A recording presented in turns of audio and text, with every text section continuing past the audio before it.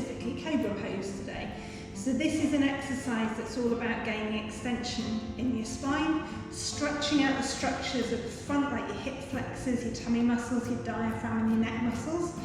And we're just going to move through a few variations. Really important with these exercises is that you're not feeling pinching in your lower back. So we should be able to still maintain enough space in your back that it's not causing you pain to do these. You might feel some sensations of stretching through the front.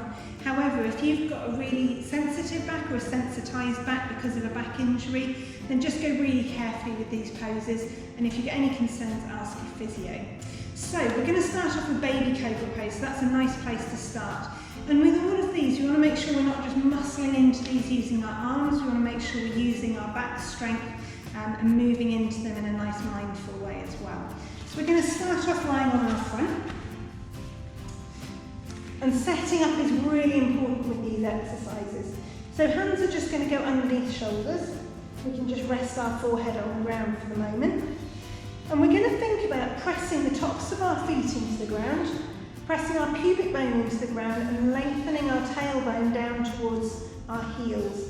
So in that way we already start to turn on our glute muscles and maybe even our lower abdominals. So keeping hands just underneath shoulders, all we're going to do, keeping our chin tucked, is just lift up a little way there. So I'm going to keep my back and my neck nice and long, and then lower back down again. So what I'm not doing is I'm not muscling into this. If I lift up to here, I can still take my hands off the ground, and I won't drop anywhere. So full Cobra, we're going to, again, hands here, and then we're going to peel up a little bit further. So we can use our hands a little bit to get here, but again, we want to make sure that we're not forcing ourselves into that pose. We're going to keep the back of our neck nice and long, and then peel back down again there. You should still be able to breathe whilst we're doing this. And if you want to make sure that you're not using your hands too much, you can bring your hands wider onto fingertips, just to make sure that you're not muscling into your arms too much.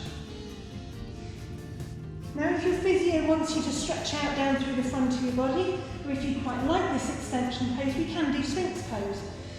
So that's basically putting elbows underneath shoulders, hands out in front of our elbows, and we can just rest there in that position as long as you find it comfortable.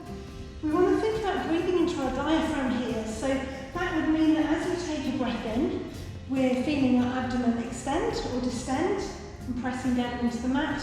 As we breathe out, we feel our abdomen pull away from the mat basically. So a bit of abdominal breathing in here just because of the fascial links between your diaphragm, your abs, your hip flexors, even your neck muscles can be really beneficial here.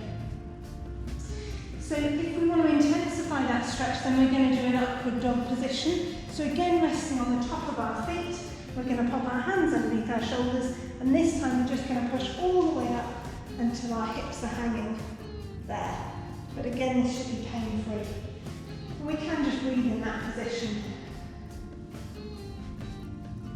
as well and just feel that lovely stretch through the front of our body.